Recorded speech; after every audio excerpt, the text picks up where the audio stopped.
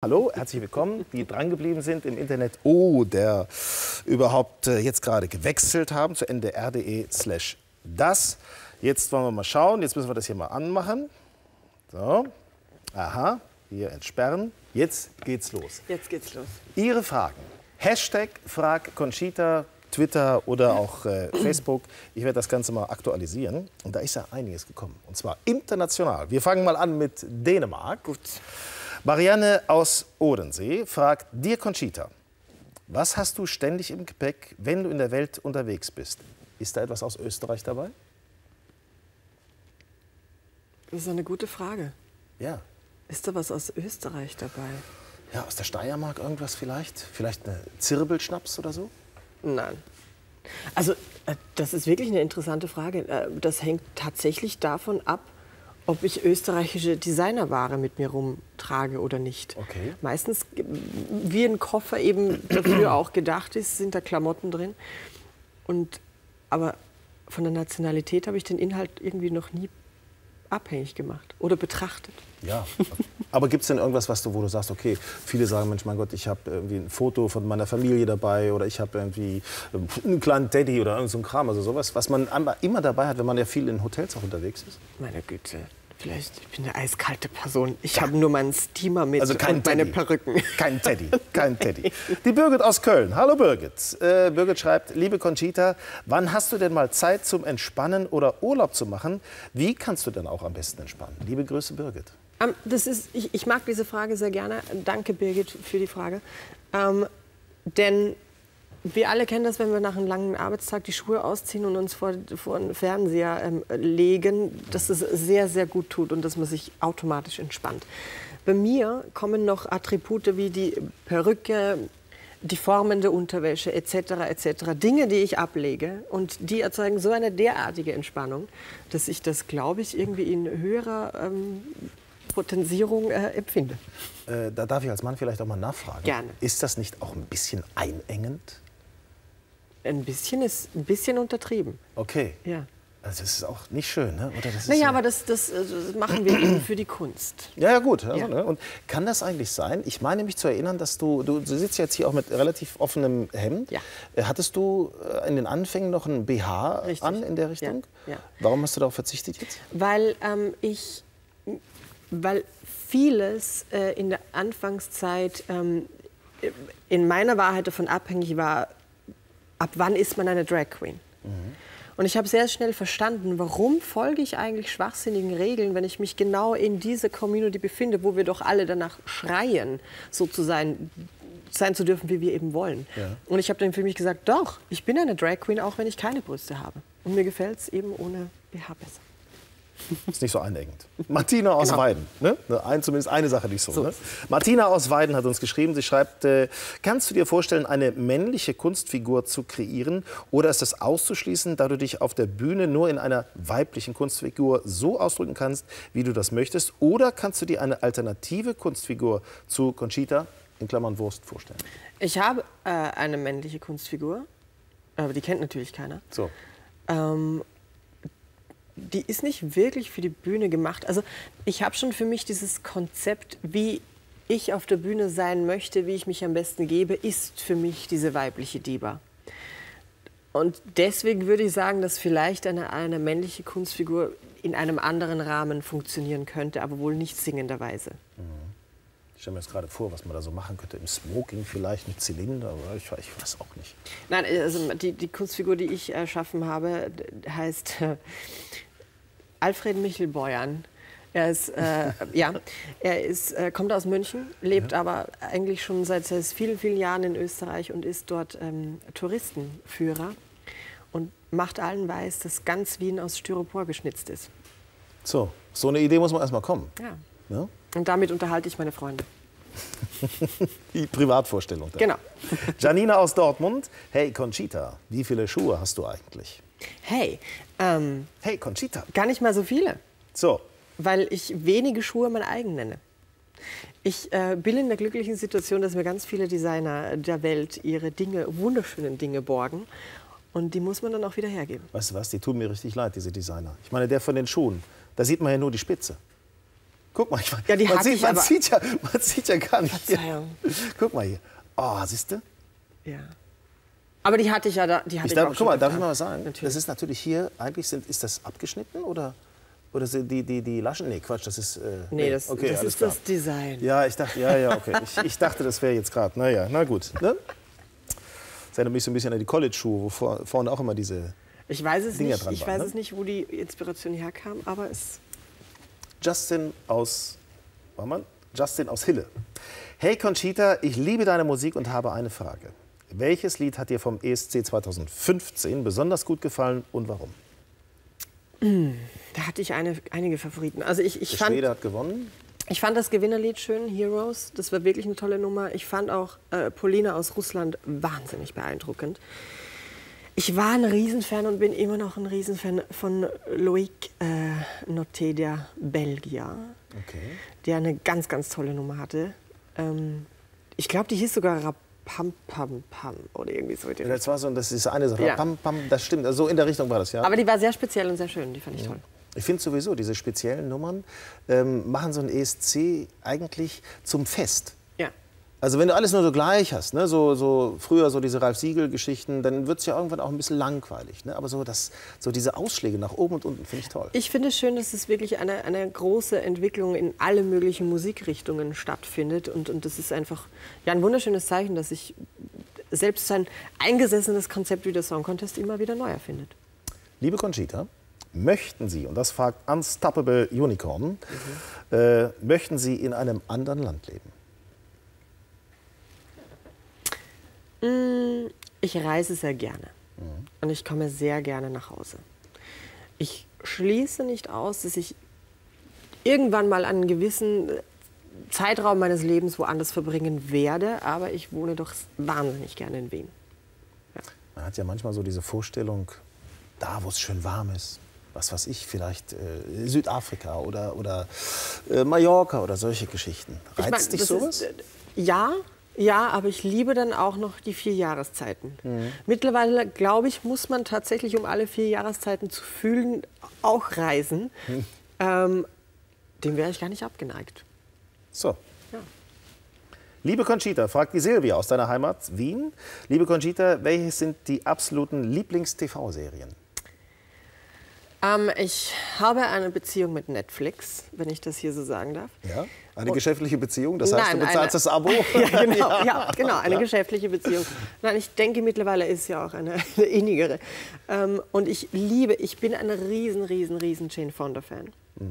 Und die hat diese Serie rausgebracht, die heißt Grace and Frankie. Und die habe ich in einem Happen angeguckt. Und jetzt sitze ich da und weiß nicht, was ich machen soll, weil die 2. Staffel lässt auf sich warten.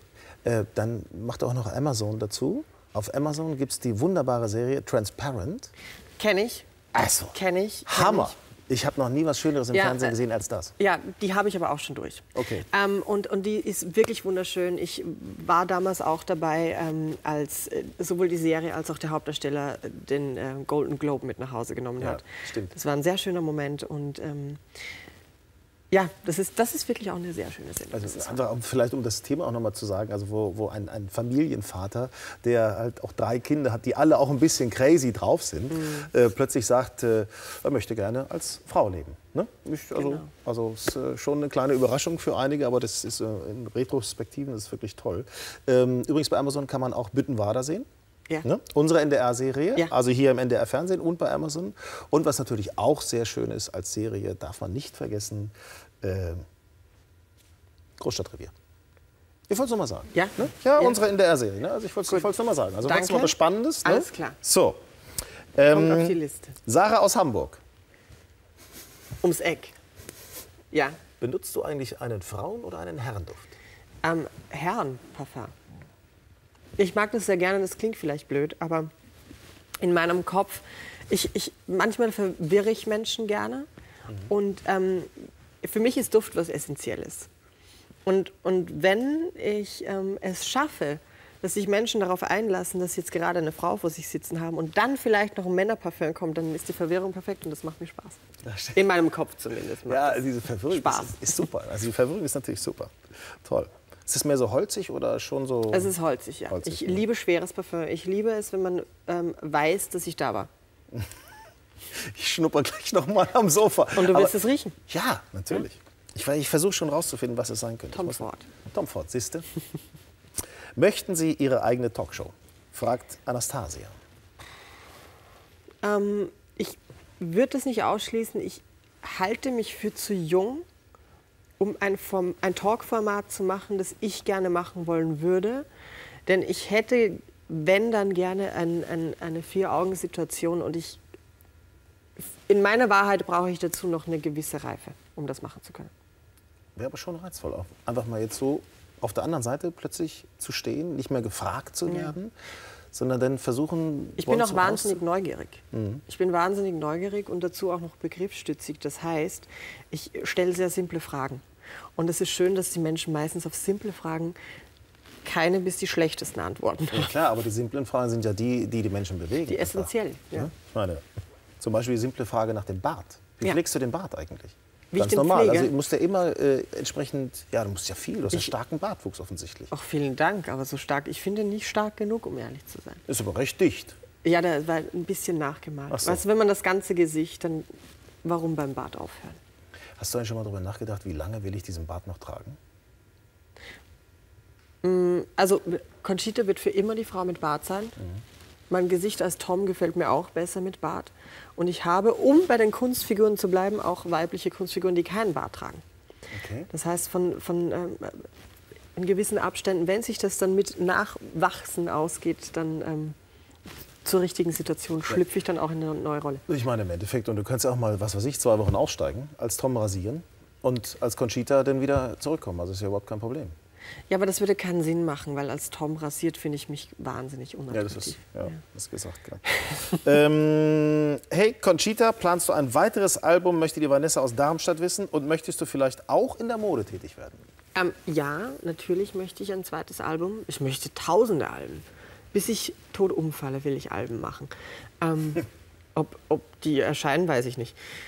Vielleicht sind es dann auch nur Fotoalben. Wenn es um die Mode geht... Wenn es um die Mode geht, das ist auch definitiv etwas, was ich irgendwann mal machen möchte. Ich bin aber gerade in einer sehr, sehr interessanten Phase meines Lebens, wo ich etwas für mich entdeckt habe, wo ich nicht dachte, dass ich das kann oder die Geduld dazu habe, nämlich Songs zu schreiben. Und das macht mir sehr, sehr viel Spaß und ich möchte, dass mein zweites Album noch mehr von mir hat als das erste. Okay. Jetzt das erste Album ist ja jetzt entstanden. Die Songs sind nicht von dir, sondern du bist Interpretin dieser Songs. Aber hast du auch Einfluss auf diese Songs, dass du sagst, pass auf, ich möchte jetzt irgendwie mich ein bisschen anders ausdrücken? Das war mir sehr, sehr wichtig, weil man bekommt diese Demos geschickt und es wurde viel verändert, viel abstrahiert. Viele Dinge, die ich so nicht sagen würde und auch nicht singen würde. Und deswegen war es natürlich auch ein musikalischer Prozess mit diesen fertigen Liedern. Ja. Aber es ist noch mal was anderes, wenn es von der Pike auf von mir kommt. Ja klar, das ist zum Beispiel Lena Meyer-Landrut. Auch sehr interessant, welche Entwicklung sie von der ESC-Gewinnerin gemacht hat und dann mit ihren eigenen Songs. Und ist damit tatsächlich auch sehr erfolgreich geworden. Ja. Super. Die Victoria hat uns geschrieben, sie schreibt, mögen Sie Talentshows oder Reality-Shows und jubeln für die Teilnehmer? Also so in etwa. Ja, ich finde das Konzept von Talentshows ganz toll. Man darf nur als Kandidat oder Talent oder wie man das nennt, nicht die Illusion haben, sollte man in den Genuss kommen zu gewinnen, dass es das war. Dass das alles ebnet und alles damit erledigt ist. Denn man kann den Song Contest gewinnen und es muss nichts passieren. Man kann einen Oscar gewinnen und es kann die letzte Rolle sein, die man je gespielt hat. Und deswegen kommt man um die Arbeit nicht drum rum. Und die Arbeit ist aber auch dann nicht wirklich schlimm, wenn man das aus vollem Herzen macht. Und deswegen sehe ich es persönlich zum Beispiel nicht als Job oder Anstrengung. Ich konsumiere Talentshows sehr gerne, auch Reality-TV. Ich muss sagen, dass mich einige Konzepte schon ein bisschen ermüden mittlerweile. Die gucke ich nicht mehr. Aber es gibt auch viele Shows, die mich nach wie vor noch immer bewegen. Und da habe ich dann auch meine Favoriten und sitze zu Hause vom Fernseher beim Finale und hoffe, dass sie gewinnen. Begeisterst du dich auch für andere Talentshows, zum Beispiel Kochen? Gibt's ja auch. In meinem Kopf bin ich eine wahnsinnig gute Köchin. So. Ich lebe das aber nicht aus, weil ich auch niemanden überfordern möchte. Mit meinem unfassbar großen Talent, das in mir schlummert.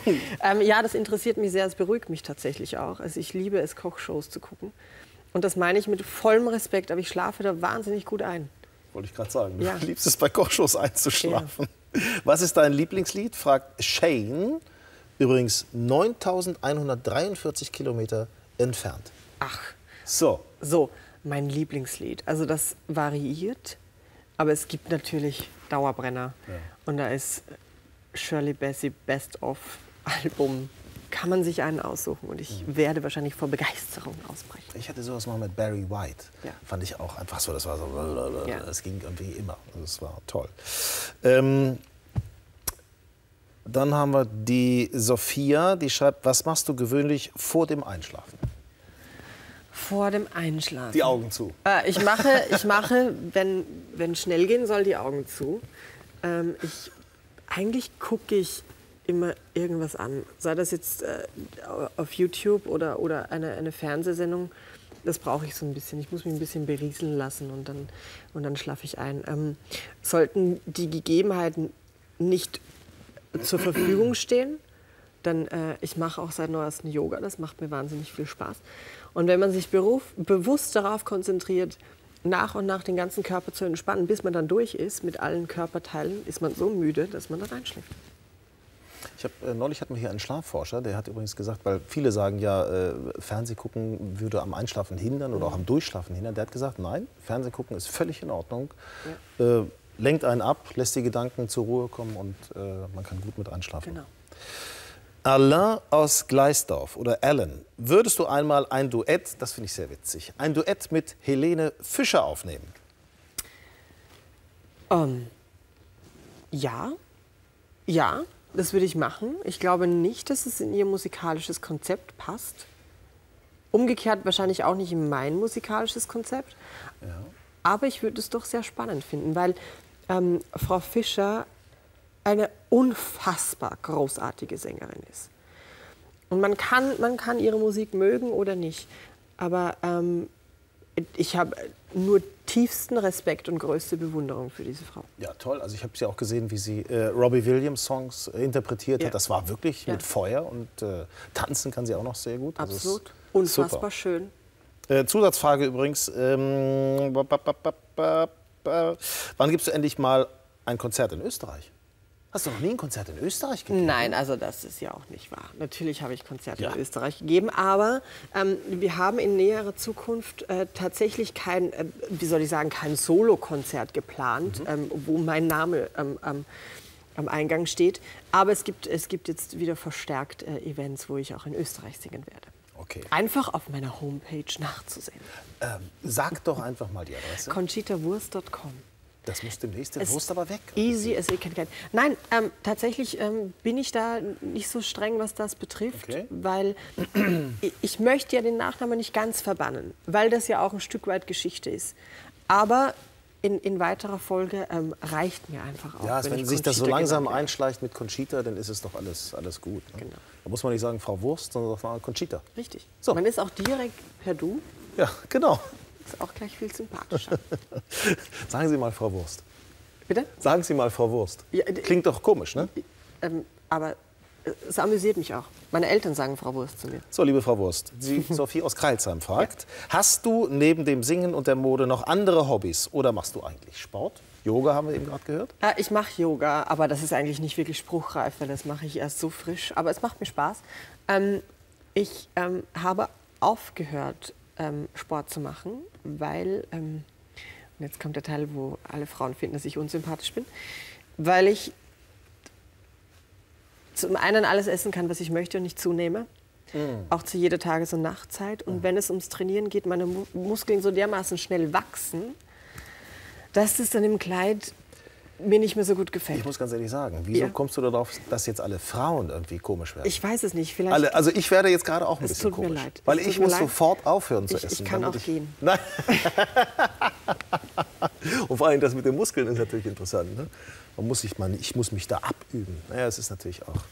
Irgendwann wird der Stoffwechsel halt langsamer. Das wird mir schon seit ewigen Zeiten prophezeit. Den Gefallen kann ich niemandem Ja tun. gut, du bist 26, also. Mein Großvater hat die gleiche Figur wie ich. Conchita, fragt die Leonie aus Kärnten. Wir freuen uns. Vom Wörthersee. Wenn du 3 Dinge auf eine einsame Insel mitnehmen darfst, welche wären das? So, eine einsame Insel.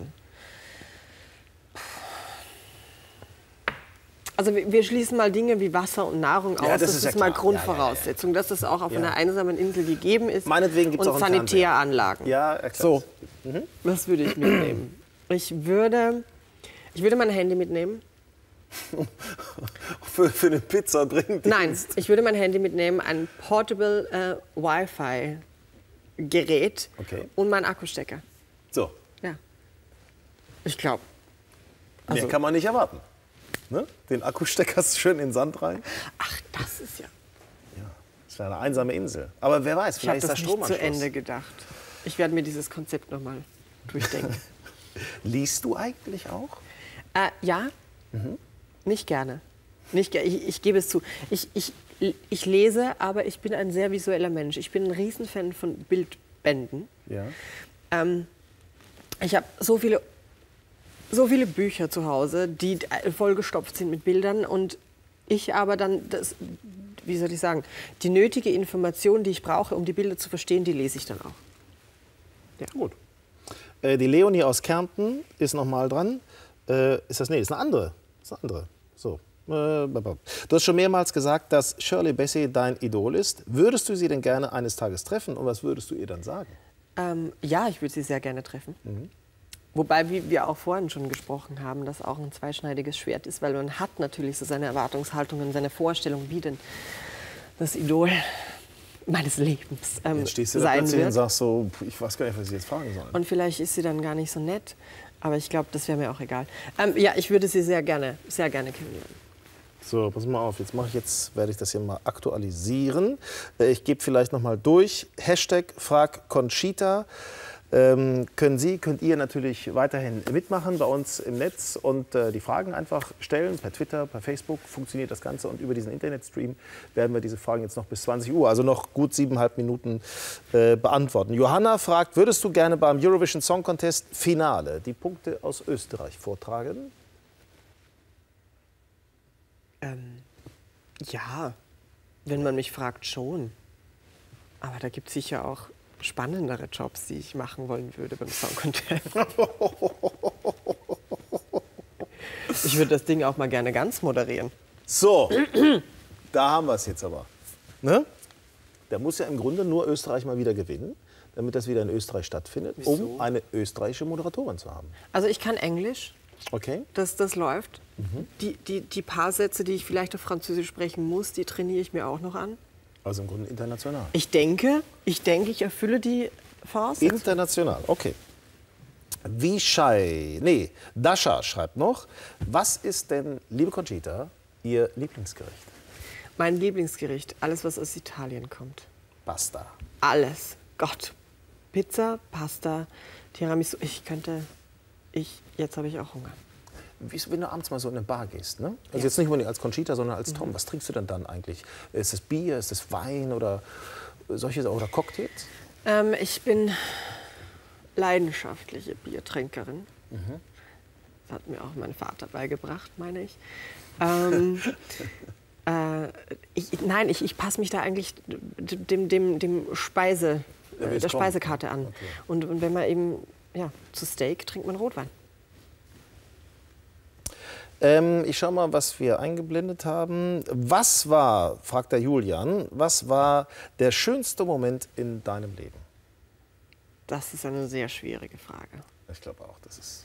Das ist auch nicht mit einem Moment zu beantworten. Also da gibt es so viele schöne Dinge, die ich erfahren durfte. Und on top halte ich mich für ein Glückskind.